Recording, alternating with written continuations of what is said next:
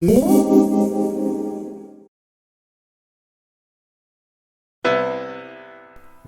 back, Gadgeteers. I thought we'd take a little time and talk about CentOS. This is an operating system that many people consider a Red Hat clone, and it's actually not, and we'll talk about why that is. There is, if you don't know, two different versions of CentOS now, and I want to go over both of those. So what we're going to talk about today is the two different versions of CentOS, as well as some of the changes that CentOS has made compared to Red Hat Enterprise Linux. So let's take a look initially. Now, if you visit the CentOS website, you're going to see, surprisingly, two different versions of CentOS. One is the more traditional CentOS, which is based on Red Hat Linux.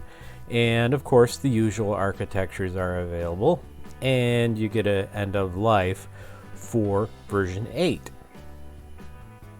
And I believe you could still be using version 6 if you wanted to. I'm pretty sure that is still supported. Now we have a new version called CentOS Stream, and this one actually is a rolling release distro. So the whole idea here is to incorporate some of the upstream repositories and packages that are becoming available for Red Hat Enterprise Linux but have not been integrated into Enterprise Linux yet. So basically what you get is a fresher distribution of CentOS. One of the reasons CentOS and Red Hat Enterprise Linux are the way they are is so that there is very few changes. It's glacial, as I like to say. So the changes are very slow and very subtle, mainly because once a version is pumped out, the computing industry, the servers, depend on reliability and relatively little change. So you wouldn't want to take Fedora, for example, and set it up as a server, which I actually did back in the day, and it was awful, of course, because you would set up a MySQL database or whatever you're using it for, a web server, and then within 6 months you'd have to do an update. CentOS and RHEL, I know a lot of people call it RHEL. It's just a joke, okay? I call it RHEL. All right? Anyway, RHEL and CentOS essentially move slowly so that they are highly reliable. And quite frankly, you could set up a server and say, hey, that's it. I might do a kernel update, maybe. I might do some security updates if I'm forced to do it. Otherwise, don't touch that server, don't get near that server. Let's just let it run because it works. CentOS Stream changes all that. They actually want to have this concept of a fresher version of CentOS, something that is still loosely based on RHEL, and we'll see why I say that, and yet still has that CentOS appeal. Is it as reliable as CentOS? Only time will tell. So we're going to call this one Stream, so I don't have to keep saying CentOS for CentOS Stream. And for the original CentOS, we'll call that one CentOS. So Stream, you're going to get fresher packages. In just a minute, we're going to launch a virtual machine that I built about 3 days ago in CentOS Stream. And I want to take a look at that and see how many updates there are and what types of updates we're going to get. Usually you don't see a whole lot of package changes when you use CentOS. So we're going to check and see what the variable is, how many packages might be updated with the Stream version.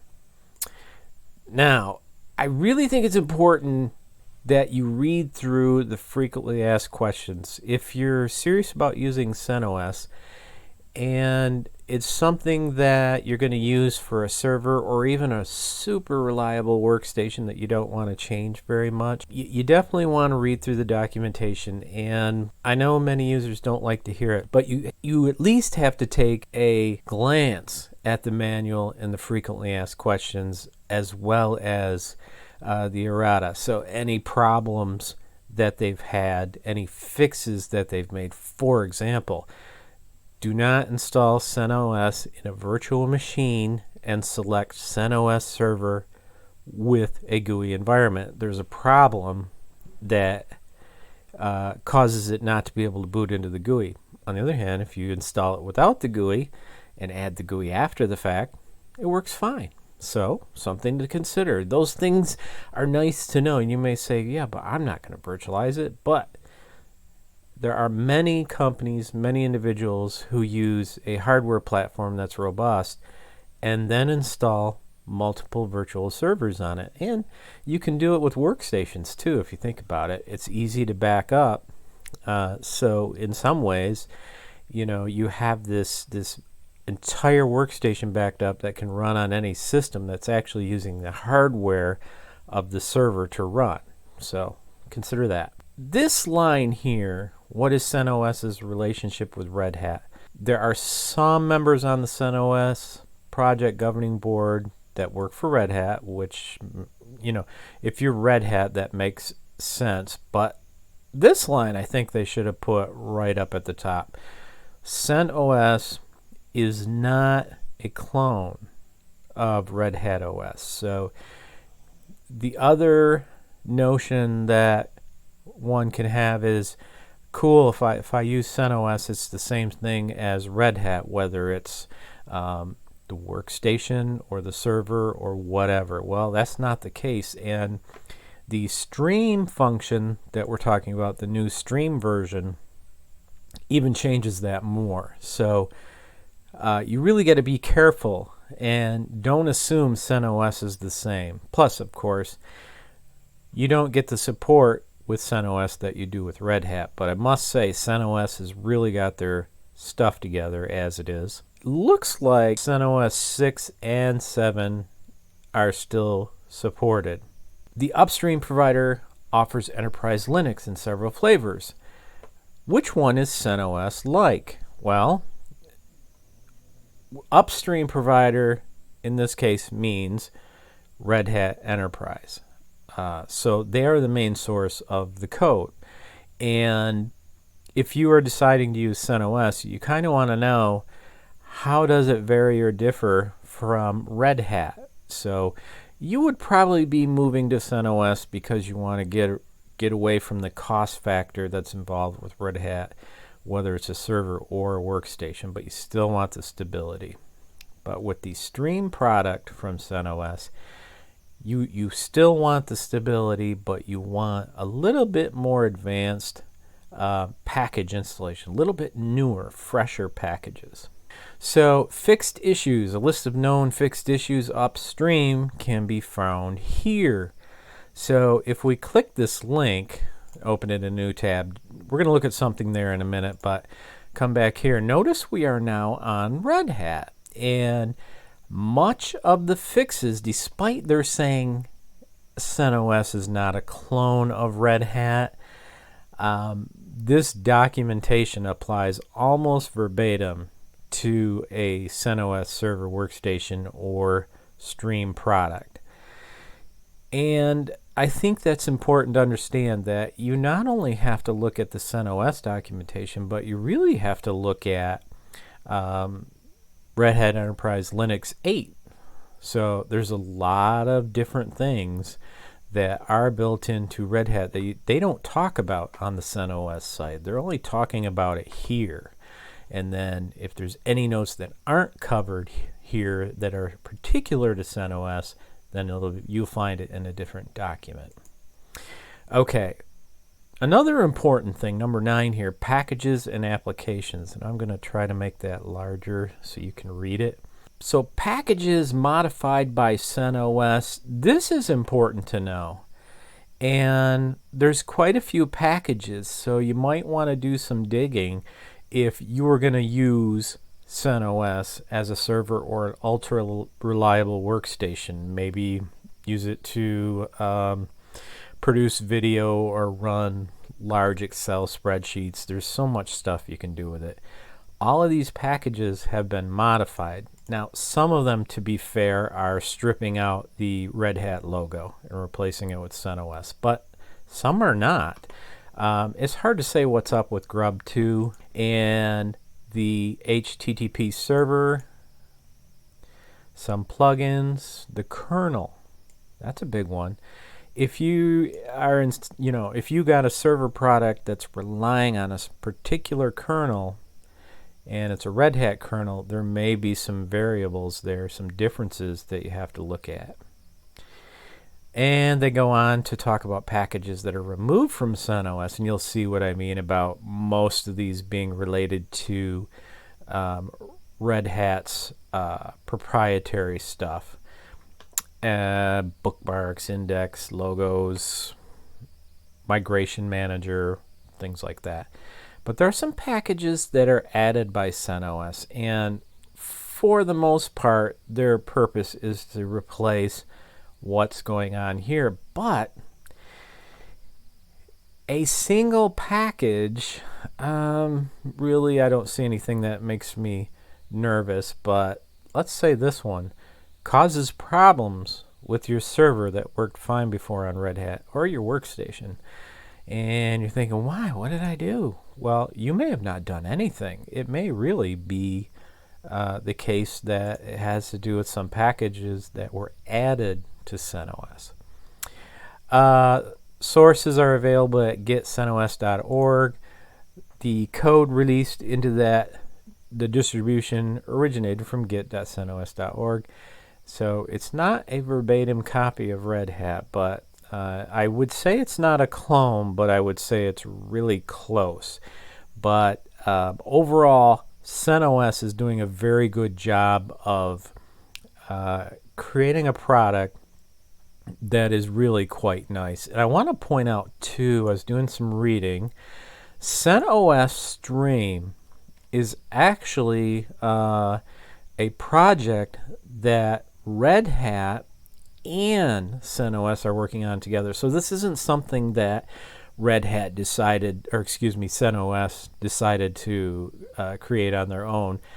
In order for it to happen, Red Hat Enterprise Linux had to open up, publicize their process for creating Red Hat, part of it, and open up repositories for beta packages that were being considered for the next release and so on, so that CentOS could work with Red Hat and produce CentOS Stream. So let's say the bottom line here is you need ultimate stability, stick with CentOS. You need stability, but you want fresher packages, then I would go with CentOS Stream. You want something really, really cutting edge, and you know that it's something that you need because certain packages you need to have the latest. Then why not go for Fedora? Now there's many other distributions you can look at that pretty much achieve all the things that you can get out of CentOS, Red Hat, or Fedora. You know, that's not the only avenues you have. It's just that on this video I'm focusing on RHEL, CentOS, and just a little bit Fedora. So what I did a couple days ago is went in and I set up CentOS 8 because I hadn't really done anything in CentOS since version 7.4. So we're going to go ahead and launch it and just have a look at it. Definitely an older kernel. I believe when I installed it, it was 4.18. After the boot process, it'll get much larger, so give it a second. I really don't like this wallpaper that's a part of CentOS, but I suppose their whole idea is you're not going to sit here looking at the wallpaper. So we're going to log me in. What I'd like to do is run the yum updater. So You can see with CentOS version 8 Stream, it basically looks the same as the original CentOS. It is using GNOME. The only thing that I have done to change the interface is I installed, if I'm thinking the right one, yeah, the tweak tools, because the very first thing that I always need to do is increase the font size, because yeah, I'm going blind. What can I say? So I usually do about 1.4. If it was normal 1.0, none of this would be readable by you guys right now. If it even is, to be honest. Let's see if this will help. Anything past 1.4 just kind of, to me, looks klutzy. Okay, so one of the things I do like about CentOS is it includes the terminal in this group of icons here, which I am very appreciative of because I'm in the terminal all the time. So again, we've got that kind of boring wallpaper, but we're using it for something very specific. So let's just have a quick look and see what kernel revision we're on. So yeah, we are still on 4.18. See if I can get this larger for you. There we go. So we are still on kernel 4.18, just a slightly newer revision, where Fedora and many other distributions are already way past 4. And notice it calls it Enterprise Linux, so it is very closely based, and it may be coming from the source code. It may be coming from the source code for Red Hat Enterprise Linux. So what I'd like to do is sudo gotta remember my password. And after 3 days, let's just have a look. And I'm gonna make that a little bit larger for you guys.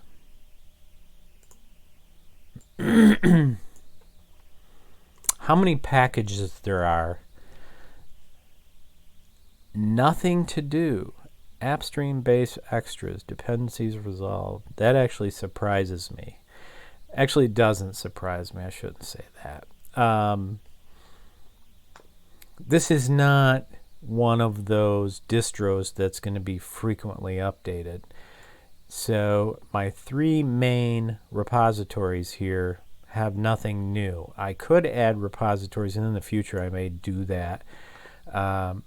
But so far anyway, I have nothing that needs to be updated, which impresses me. I thought it was going to be the other way, where we would have tons and tons and tons of packages that needed updating.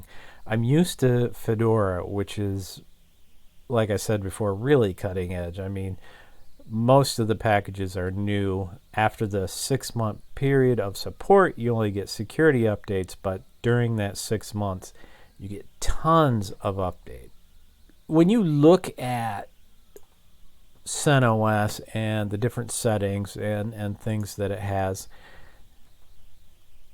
it's not what's on the surface. It's what's under the hood that's changed, and it's very subtle, so I don't want you to think that it's completely different. But I'm not sure I would use a stream, CentOS stream, for a server necessarily, unless that server needed to be frequently updated. I think I would still use the original CentOS project because it is tried and true. Workstation?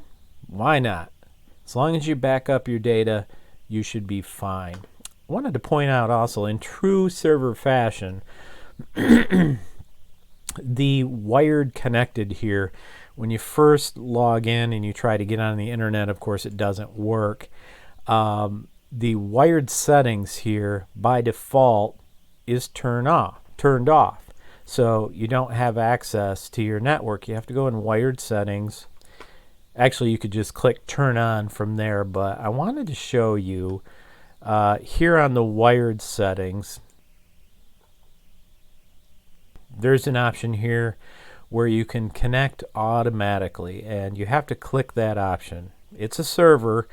They're not assuming you want it to connect every single time, so it's up to you to do that. You could do it outside the graphical interface as well, so there's config files that you can make a change of if you want to. Alright, that's a quick look at CentOS and why you have to think carefully when you decide which particular version you're going to use. And I hope you got some good information from it. What I will be doing is a CentOS install here in the very near future. I also have a video that's coming out about FreeBSD, so don't miss that one. It's something I haven't done in a long time, so it's going to be fun. I also have a computer that I keep planning on building, and what I want to do is put FreeBSD on that computer. It will become my backup system as well as my desktop computer, especially while my main system is busy rendering out videos. Anyway, thank you for watching. I will see you next time on Fast Gadgets. This video was made possible with support from viewers like you. If you find this video useful, consider becoming a patron for as little as $1 a month at patreon.com/fastgadgets.